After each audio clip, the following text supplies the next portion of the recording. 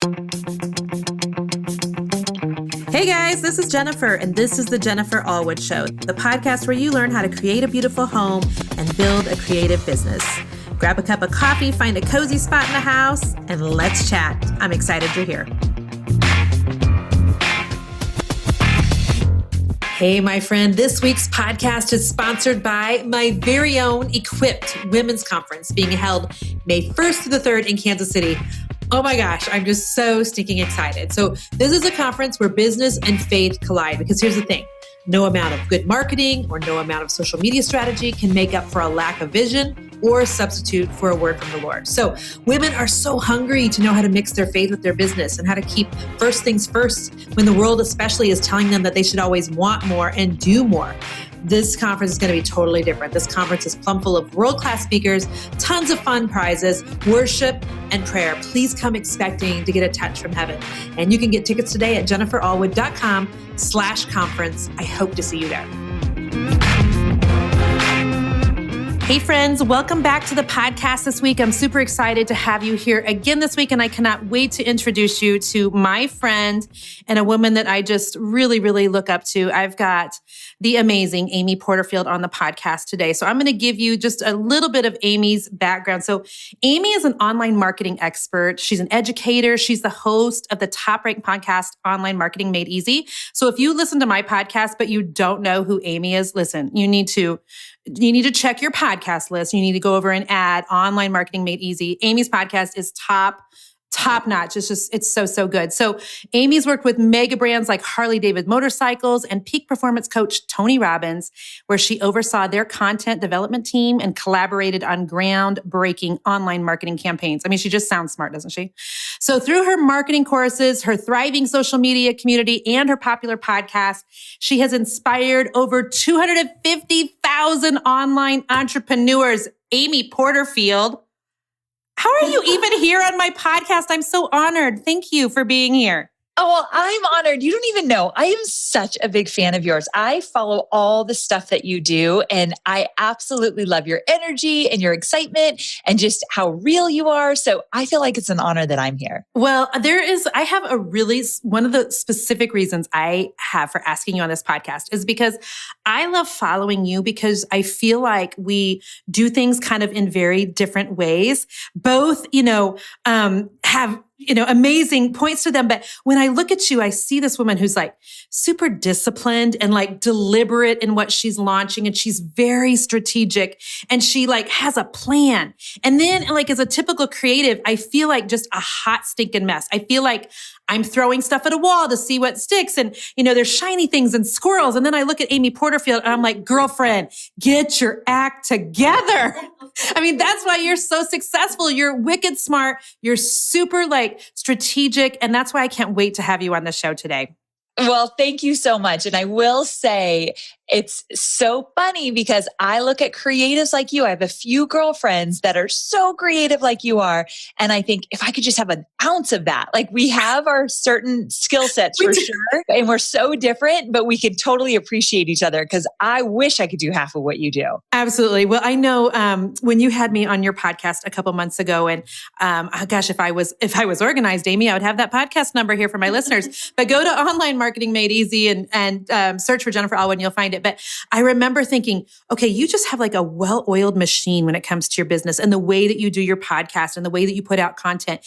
And I kind of feel like I'm always rolling in on two wheels, like screeching in at the last minute and coming up with the questions at the last minute. And so I so desperately need some of what you have. And I know that our listeners are mostly female entrepreneurs, mostly creatives, and they are just going to get so much from you today too. We just want to kind of pick your brain on course creation and how your business has been so successful. And then just kind of glean from you some ideas on ways we can implement some course things into our own businesses and some strategy to do so. So cool. I love it. This is going to be so fun. So will you do me a favor and just kind of start at the top and tell our audience how you even got started? Like, what's your background, where you came from, how you got to be the Amy Porterfield that you are today?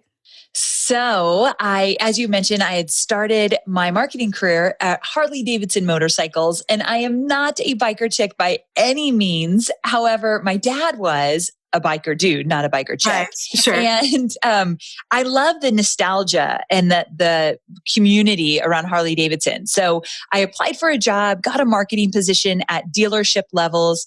And that's really where I learned community and engagement and building a tribe.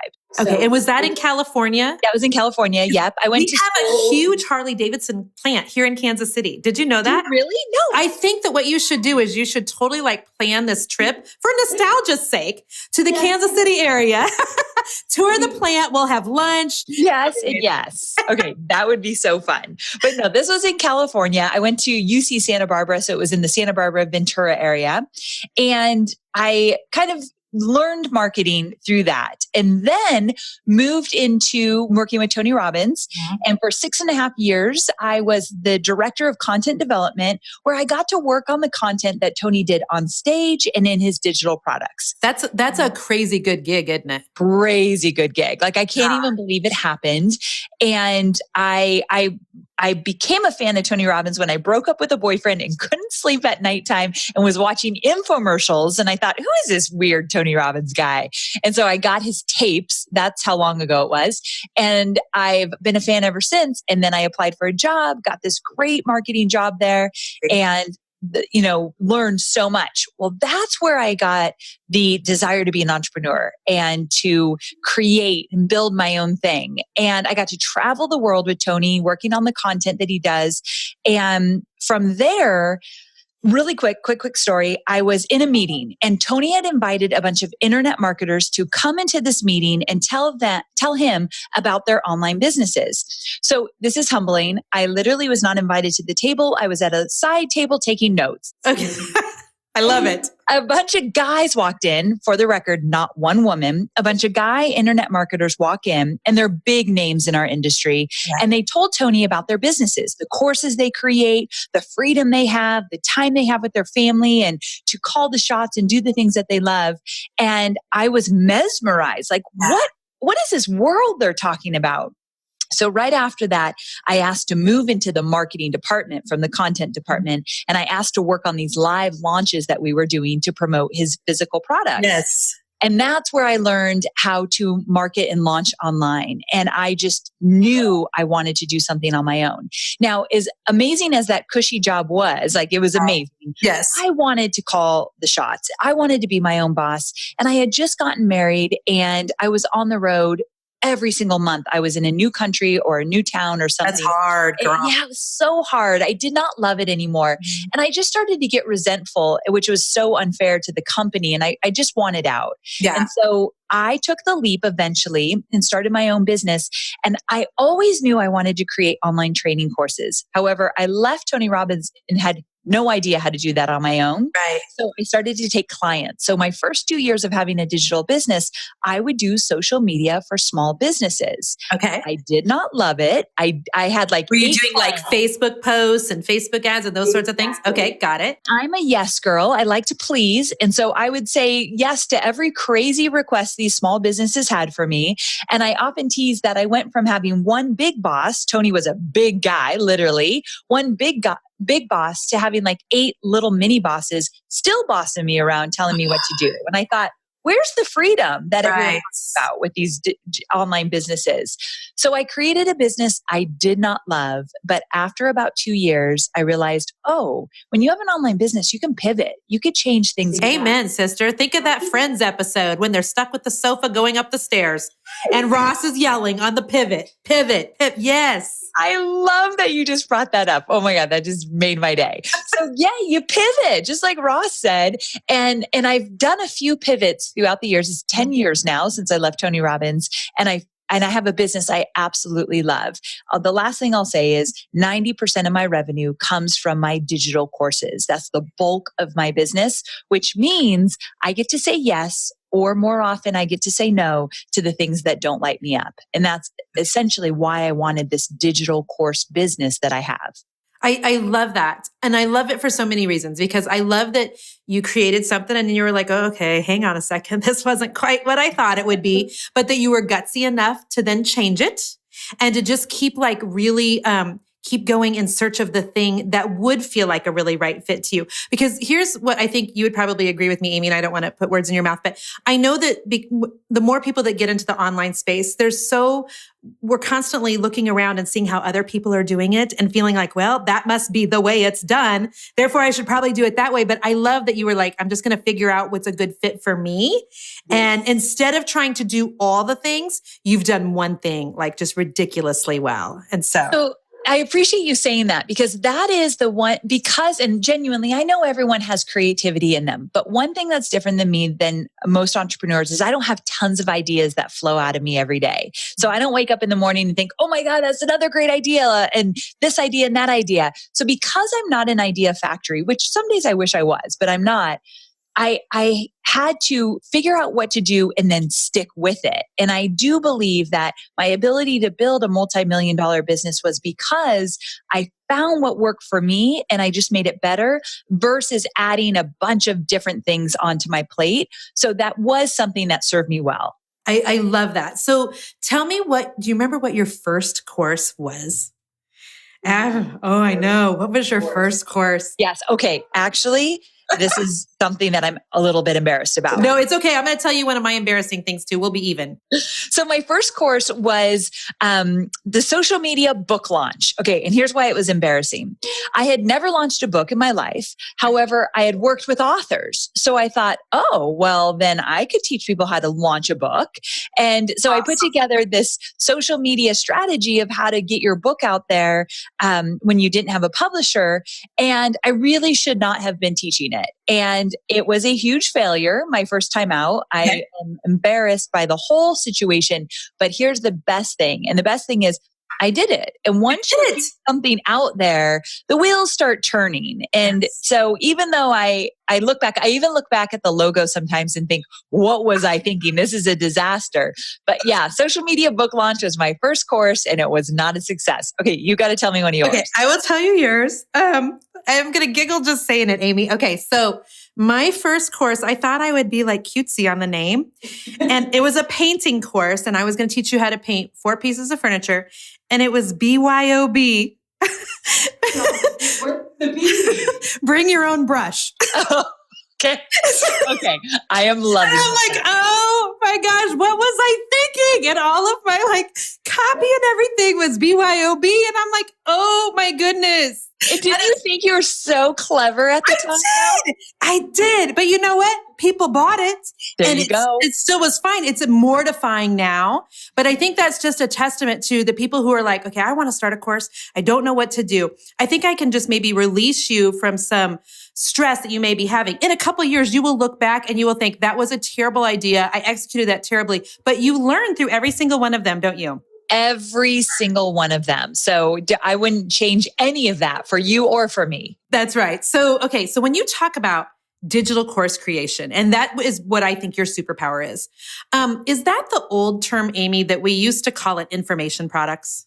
Yes. Okay. So that's a great question. So back in the day, especially the day when all those guys came in to talk to Tony at that meeting, it was information products. Okay. But thank God we've moved beyond that. So I just say digital courses. Digital courses. I love that. Okay. So how does somebody know if they're ready for their first course? And keep in mind, the majority of my audience, they are going to be some of those people that, have tons of ideas and they could do a course or they could do a membership site or they could do a knockoff and just sell one video tutorial or they could do an ebook. Or how do you know if you're ready for a course? Is there any hints, tips, anything? Yes. Okay. So I always tell my students, if you have an idea for a course, if you're thinking, okay, I could teach people how to do XYZ, the first question you want to ask yourself is, have I gotten results for myself or for somebody else? As long as you've gotten results for yourself or someone else, you are golden. Now, 2 things I want to tell you about that. Once you feel like, oh, okay, I've gotten results for myself, then you want to think about, well, how did I get results? Because what sells in terms of a digital course, whether you charge $97 or $1,000 for that course, what sells is a system or a roadmap or the step-by-step process. It could be as simple as 3 steps to do XYZ, but you've got to put it in a way that people can get from point A to point B as fast as humanly possible because everyone's looking for the fastest way there. Absolutely. Let me tell you a quick story. I have a student And she was a busy physician. So she had a legit job, busy physician, went all day, was on call, running around, and helping people every single day. But over the course of a few months, she had gained a lot of weight because of the stress of the job and eating fast on the job and choosing the wrong foods and being stressed out. So over time, actually, she gained 50 pounds. And she thought, you know what? This is not serving me. It's slowing me down. It's making me stressed. It makes me feel terrible. Yes. I'm going to find a way to lose this weight. So she personally lost 50 pounds. And when she did so, all of her physician friends, the female physicians, started saying, how did you do that? Like, what did you do? And she started coaching a few of them one-on-one. She didn't start coaching every woman that wanted to lose weight, but the women she knew, a female physician that had a busy schedule and a crazy life because she knew that life. That was her. And so she started coaching and realized, I can get results for other people. I'm putting this in a product. She created a course. And once she learned how to launch a course online, she made $255,000. And it all started with teaching something that she did for herself. And that's one of the easiest ways to find a course idea. I love that. That is like, that's advice that somebody needs to be tweeting right now. Like it would be hard to get all the the number of characters, but that is golden advice. So, okay. So let's say that you feel like you are ready for a course and you're thinking, okay, I think I've got an idea. But shoot, I have tons of ideas. What if, Amy, you are talking to some of us who are idea factories, as you called them? I'm going to, by the way, steal that phrase. I love it so much. So what if you are an idea factory, which most creatives are? And so they have options in their head all the time. I always say it's like the same way that God gifted them to look at a piece of furniture and say, okay, I could do that blue or maybe black with a glaze, or it would be awesome doing white and some wallpaper. And like that same ability to think of all the ideas is not what helps us the most when it comes to doing things in the online space. So how can a really creative person with a lot of ideas figure out which one idea would be the winner? Ooh, such a good question. So you have to go, first of all, to your audience. So if you feel like, I've got like 10 really good ideas I could do. I know how to get people results in these areas. I know how to show them how to do it, whatever it might be. Because results don't have to be like, I help people lose weight or I help people make money. You can have results such as I teach people how to paint furniture in certain ways. Like there's different results and different desires that you can tap into. So let's say you've got 10 ideas. You have to go to your audience. Okay. And one of my most favorite things to do is social validation. So you go on social media and you ask a question such as, if I could wave a magic wand and give you the perfect results, and then you kind of fill in the area, in this one area, what would you want? And you ask it and you ask it again and you ask it in a different way. And your audience will tell you what they genuinely want. Another thing you could do is narrow down that big list to the top three favorite ideas. And this is how you decide if you've got tons of ideas. What would light you up the most to teach? Yes, amen. Where could you get the biggest results for your audience? And what do you think people would pay for? Like a no-brainer, like bring it on, give it to me. I want that now. So what would light you up? What would you love to teach? What would be really a no-brainer for your audience to actually make money? And where can you get the biggest results for them? Once you narrow it down to those top three, get on social media. You do a poll. You ask for what they want to see most of. Because when you get into the launching part of it, if they felt like they were in the decision part of it, they feel like they're part of that course. Of course they need to buy it. They helped you create it. Yes. So getting them involved early on is one of the smartest things you could do. I love that. It actually, that tagged seems something that I was just talking about with my coaching group this morning, Amy. I was on a live call with my entrepreneurs. They get to come on the screen, much like you and I are right now, just ask me a question. And one lady was saying, what do I need to do? And I said, well, ask your audience. And I said, and here's another tip I will give for you. Instead of just asking your audience in a post, since we know a Facebook Live will get more engagement, 6 times the reach, and people talking back, I told her, ask them via a Facebook Live. And just be like, hey, friend, that from you and tell me that is brilliant. Please steal that, because a Facebook Live will get 6 times the reach as a post. And we've been testing out like the actual polls and trying to figure out, okay, where can we get the most like answers to our questions? And it's always in a Facebook Live. And so I told her, go to do it on a Facebook Live. And that way you'll get people commenting back and it can be really like a conversation. And she was so excited to do that. I hope she does it like today. Oh, me too. Yeah. I think that's the best idea. And they see you and they connect with you. Like that is a perfect solution. Yeah, absolutely. Okay. So let's say you're like, okay, I'm ready for a course. Now I've got an idea. Where do you find that most people, how are you able to come up with let's do the good name first? Because as you know, BYOB, not a good name. But so what would be your suggestion, Amy? Like keep it really simple, help us with naming things because this is where I fail miserably. Okay, this is great because when you said BYOB, I thought of some of the things I teach my students in terms of choosing a name. And I typically say, don't be too clever because it will be confusing. Yes. I had one of my students, she's in the meditation world, and I can't even remember the title she first came up with because it absolutely made no sense to anybody she said it to. It actually had a foreign word in it. And she was speaking to an English audience, and everyone's like, what are you talking about? But it meant so much to her. And that's where you need to be careful of. Yeah. When you create a course, it's going to be your baby. I often tease like, bury me with this course I just created because it's been my life work right now. Like it's so much work. Yes. And so you get so close to it that you forget you're not creating this for yourself. You're creating it for your audience. So what I suggest is either here's what I suggest. Choose a name that actually says what it is. Then you can make it more fun with the subtitle. So as you know, I just created Digital Course Academy. Yes. It's pretty simple. People can say it. It's easy to use a hashtag with, and it's easy to remember. Right. However, when I create the subtitle for it, and that's something we're actually still working on, I'm going to make sure it hits the pain points and it tells people what they need and what they want, and it addresses them and where they're at. That subtitle can change the whole course. I love it. I say keep it simple with a name, but have a little fun with that subtitle. I love that. So let me ask you this. Do you write your courses? Like, did you write your new course at home? And the only reason I'm asking is because I personally have found, and I've probably done, I would say maybe 10 different courses. I cannot do it at my home, Amy. I have to go somewhere quiet because otherwise I'll notice the mailman out the window.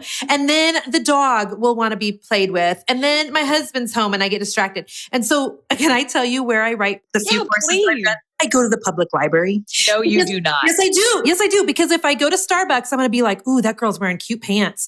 And hey, I know that guy from church. And then I'm just so distracted as a typical creative. So I have to go to someplace so boring with terrible Wi-Fi where it has to be quiet. And then I can do a brain dump and figure out like the pieces of what I want to teach and stuff. But tell me how you do it. Are you able just to sit there? You probably are, aren't you? Because you're so good at this sort of thing. No, it's so funny. I'm not easily distracted. However, creating like that brain dump for your course, I'm glad you brought that up. It is one of the most intense, difficult parts of the whole process. Like once you get that outline done, you're golden. You're off to the races. Yes. But I love that you go to a public library. That is so awesome. It's so like 1997. I don't care. It works for me.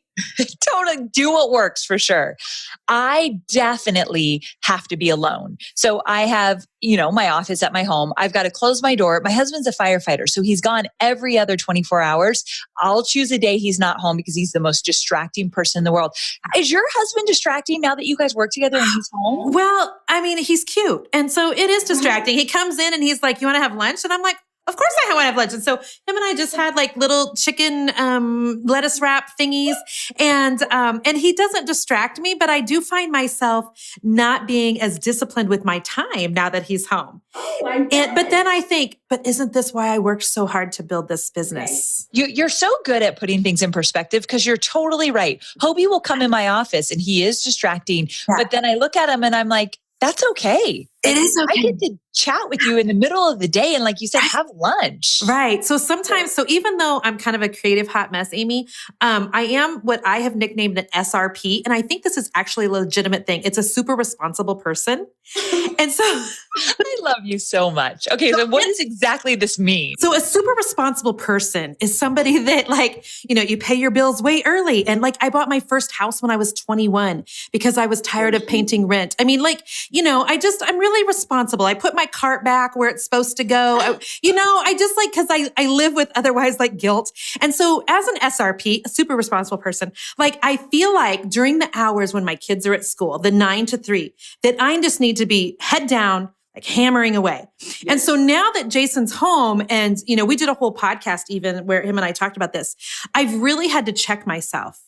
Because even though I feel like I need head down from 9 to 3, well, now my husband's home. And if I want to take a 2-hour lunch or a 3-hour lunch, or guess what, not even show up for the day, I need to not feel guilty about that. And I was talking to my team the other day and I'm like, I'm feeling bad that him and I are just having a mental health play day. And she was like, this is why you've built this business. And I'm like, you are right. Yes. This is why I built the business. And so, yeah, it can be distracting, but I'm trying really hard to embrace that. I love that you bring this up because I was just talking to another girlfriend of mine who has an online business. Yeah. And we were talking about the fact that freedom that everyone talks about in terms of building a business, it really is real. And it really does change your life if you embrace it in that way. And she just had a daughter who broke her ankle at school. And she said, freedom sometimes looks like I get to go on a beach and work from wherever, or I get to have lettuce wraps with my husband for 2 hours for lunch or whatever. But she said the real freedom is I get a call from the school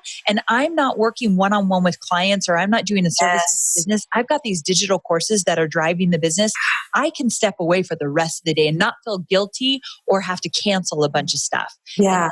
Stuff I love as well. Yeah. And I love that you bring that up, Amy, because that's one of the magical parts about having a course.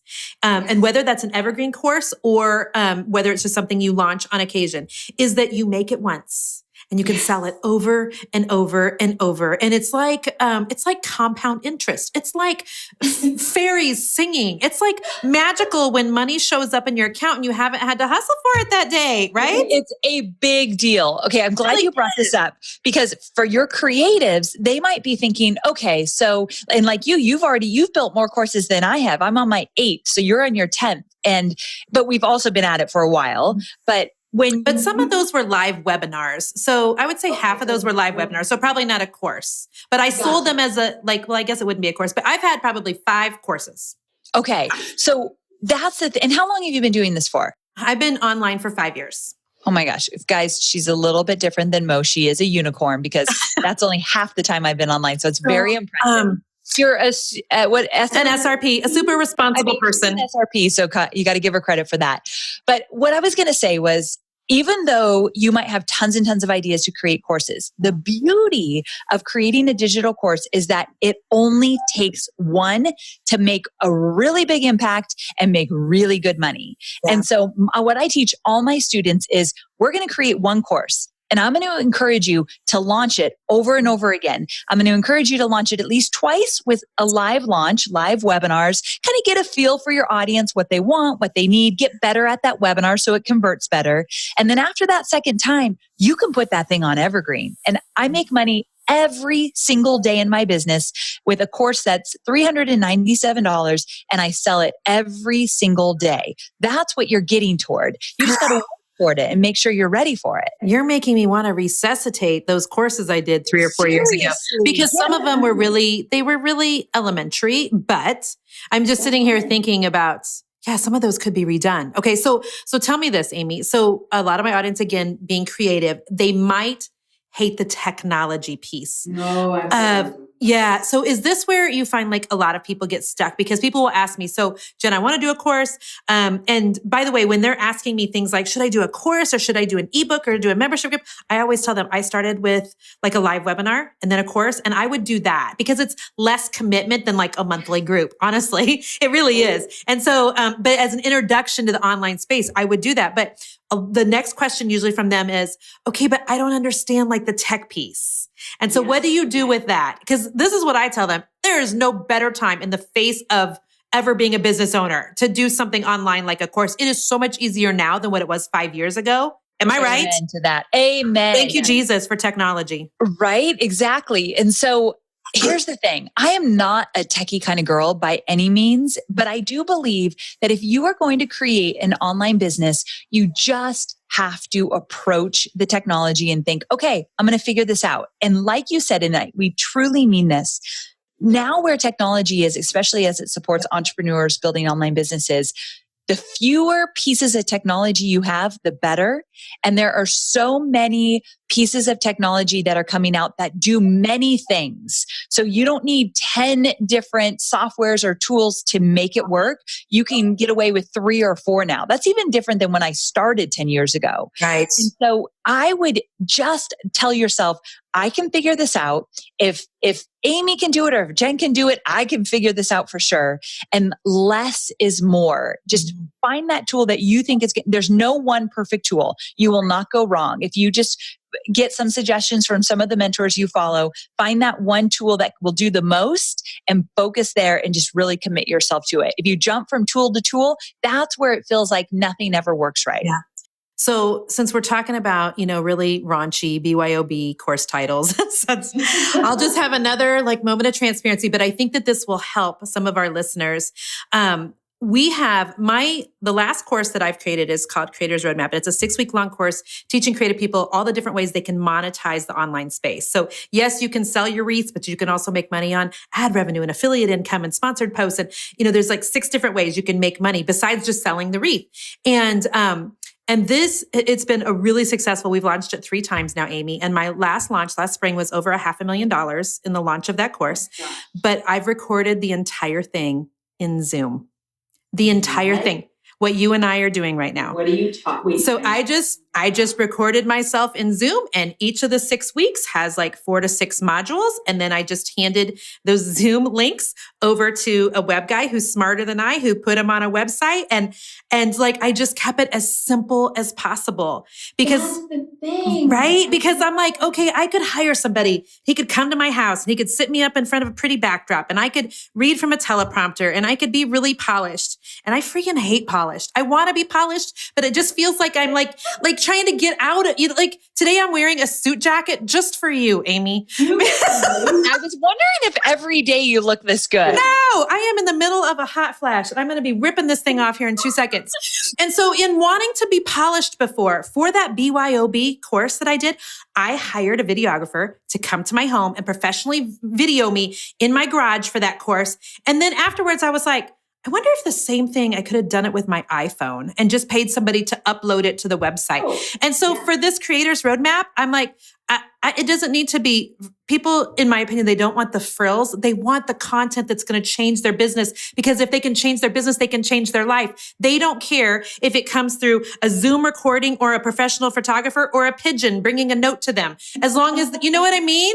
And so, yes, you're speaking my language. So that's how we did it. And so if that helps somebody, I think once you can figure out what your course is on and how to deliver it and how to launch it, which I think is that what your next course is, Amy? So you have a course coming out. Let's talk about that now. You have a course coming out, in January, and it's for people that are creating courses or want to create a course. It's called Digital Course Academy. And basically through 8 modules, I walk you through first how to create your course. Everything you need to know to create your course. And we do talk about, do you want to just do slides and audio? Do you want to do video? Like you said, I'm going to be dropping in your story of Zoom. I love it. Basically how to create your course, whether you want to go all in or you want to do it in the most simple way possible. And then we talk about how you're going to launch it, how you're going to make money with your course. And I am a huge fan of webinars. So I walk you through exactly how to create a webinar and how to get it online.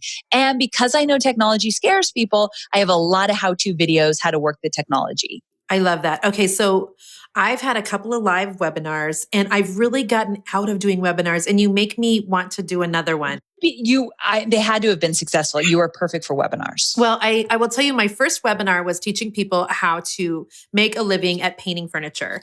And this is just a little mindset story for those of you who are listening. I remember, Amy, that I prayed, Lord, I would love it if I got 200 people on this webinar, 200. And I was selling, tickets for $47 a person. I remember that's when the lead time used to be a little longer. The open cart was more like 2 weeks. Yes. And this was probably a good 4 to 5 years ago. And so 200 people signed up, and we're, inching closer to the live date. And then 300 people signed up, and then 400 people signed up, and I lost my crap. I was sucking my thumb in a corner, freaking out, because somewhere in my head, I thought, 200 people on a webinar was acceptable. 400 people was way out of my comfort level. And what the heck am I going to teach them? Do I even know what I'm talking about? It was so crazy successful that then I launched another webinar a couple months after that, which was about cabinet painting and how to make cabinet painting into a successful 6-figure career. And so it went really well too. And so I actually really miss that I haven't done webinars in a while. I love that you still do them. Oh, for sure. But you do them different. You charge for your webinars. Yeah, I don't do free. That's impressive. So I do free webinars and then leading them to your... Okay, I love that. There's so many ways to skin a cat. So many ways. And this is what I love. But I have a question for you. I know this is your podcast and not mine, but I got to ask. Yeah, girl. So way back when you were just starting out, you charged for this $47 webinar to how to paint this furniture, and you got more than 400 people on. What is it about what you do? Like, that's not normal to get that many people on. Like, there's something magical about you, and I'm trying to figure it out. What do you think is your secret? Seriously, you've got something extra special there. Oh, you're so sweet. Okay. I think part of my secret is, I try to just always be really transparent about the fact that half the time I don't know what I'm doing, and just to do it anyway, because I think people get stuck right there, Amy. They want to have a course. They want to do a webinar. They want to have a membership group. They want to take their business to the next level, but they think because they don't know what they're doing yet that they can't. But the truth is that you figure it out as you go. And so I have just always been willing to put up my hand and go, gosh, I don't know what the hell I'm doing, but I'll try it. We just launched this week, a live event. I've never had a live event. I had one last year, but it was for a small, intimate group of 50 people. And I know you've done that. But we'll learn a ton through this process. And I pride myself in being kind of a lifelong learner. I want to keep learning. Otherwise, I don't know, learn. And I'm thinking you're probably the same way. I love learning new things. I love it. Yeah. And so I didn't know what I was doing on a webinar. And I got really upset when we hit 400 because it was double what I prayed for. And I just felt like that whole imposter syndrome of who do I think I am teaching 400 people now? And then I had to go through this whole thing. And I did counseling and all the stuff, Amy, because I have to keep my head straight. But I was like, why was I okay at 200, but I wasn't okay with 400? And what I find that people will do in their business is they're okay making, up to $5,000 a month. But when they hit 20,000, then they self-sabotage, or you know what I mean? And so, or they have an idea for a course, or they have an idea for something, and they'll get it to a certain point, and then they themselves will actually stop it from happening. And I think it's so important that we figure out why we do that to ourselves, especially when we know that next thing in your business can take you to the next level. And so I think that might be my secret sauce is I'm always just transparent about the fact that I don't know what I'm doing, but I am willing to do it afraid to try to get to that next level. Do it afraid. I love that. I tell my students that all the time. I'm so glad you shared that. And thanks for letting me turn the mic on over to you, because I watch you and I think, what the heck is going on here? I know, me too. But when you're new on the scene and getting those kind of numbers, and it's very possible, you're an example of it's very doable. Mm-hmm. But I think it's fear. People worry what other people are going to think, what they're going to say. What if no one shows up? And I think you think, well, what if no one shows up? I'm not going to die. I'm going to figure this out. I did have this aha moment, Amy, and I was thinking to myself, I'm really going to talk about this when I launch my Creators Roadmap again in the spring. There was a time when I had 100,000 Facebook followers and probably even 150,000 Facebook followers when I still wasn't making what I would consider real good money in the online space. And for some reason, I had confused in my own mind, big audience will equal big dollars. Yeah. And that was not true. And there was a couple things, that I did, the webinars and the couple of early courses that were okay. And they did okay, but they didn't do major until I really figured out what my audience really wanted and what I figured out that they really needed. And then when I figured that out, when I was like, this is what they need. And then it's been so much easier to launch those things and to really elevate quickly. And that came from just really pressing in so hard to my audience and figuring out where are your pain points? How can I help you? And once I did that, everything kind of exploded from there. It's so very true. Like that is something we all have access to. Our audiences, no matter how big or small. Amen. Who are they? What do they want? What are they talking about? Where are they struggling? You learn that, you've got your course. I love that so much. So for somebody that's interested in your digital creation course, Amy, tell me where they can go find some more information about that. Because otherwise I'll get emails. So you just tell them. Thanks so very much for asking. If you go to amyporterfield.com/DCA, so amyporterfield.com/DCA, like Digital Course Academy, you can get all the details. Okay, that's amazing. Can I do a couple rapid fire questions with you? Oh, so fun. Just so fun. Okay. So as we talked about earlier, and thank you, by the way, for all of this information about course creation, it's making me like itch to kind of change some things and go deeper on some things and revamp some things and resuscitate some things. So we were talking earlier about your podcast, The Online Marketing Made Easy. So my first rapid fire question is, if you could pick anybody in the whole wide world, anyone you wanted, who would be the number one person you'd want to be on your podcast? So cliche, I know, but it's Oprah all the way. I'd give anything.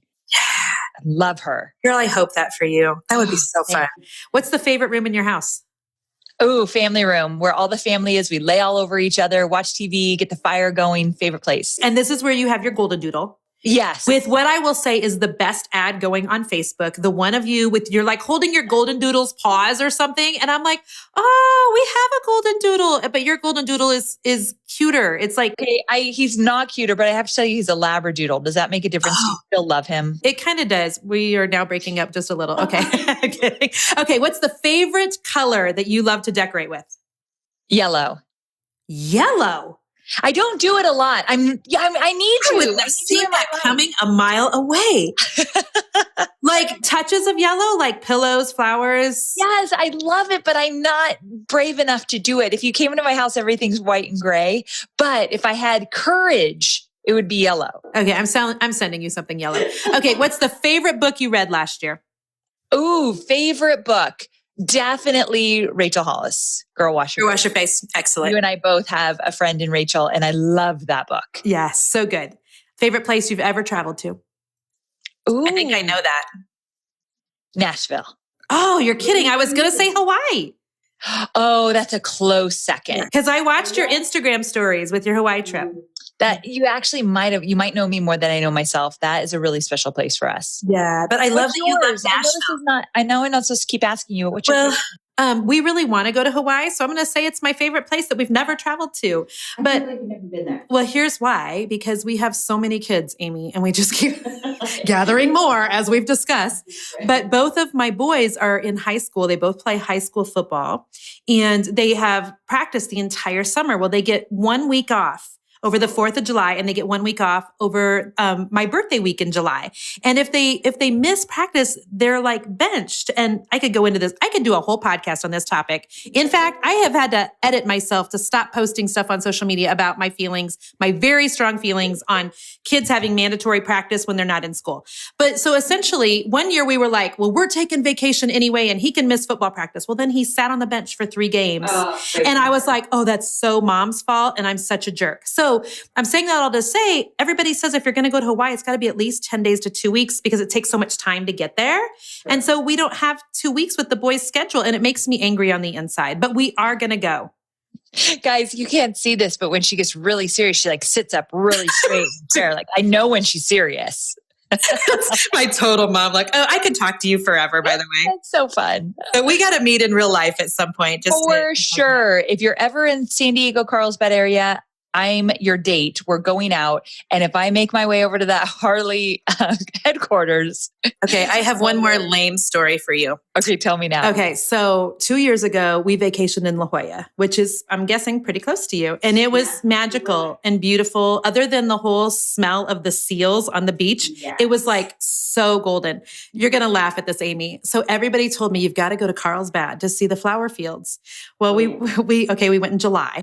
Okay. So we make the day trip, not a day trip, but it was a drive to Carlsbad. We've got the cameras ready. This is going to be Instagrammable. I've got on the cute outfit. It was amazing. We pull up and I'm like, where the heck are the flower fields? And I'm looking at Pinterest and I'm seeing all the beautiful pictures on Pinterest.